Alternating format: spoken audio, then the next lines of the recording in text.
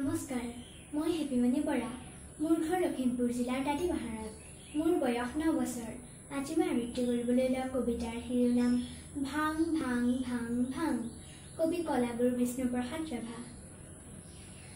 ভাং ভাং ভাং ভাং লোহাৰী শিকলি ভাং, সিং সিং সিং সিং দাহৰি বান্ধোন সিং, খুল খুল খুল খুল কাৰাৰ ফাটক খুল, ভাং ভাং দুৱাৰৰ দাং, শুন হৌৱা শুন শুন ধেৰিছে ৰাণ বিশান, মুক্ত আকাশেউৰে দীপ্ত ৰঙা নিশান, ৰক্তৰে ৰঞ্জিত সূৰুজ উদীয়মান, শুন মুকুতিৰ তুৰ্য আহ্বান, মুক্তিমান মুক্তিমান মুক্তিমান।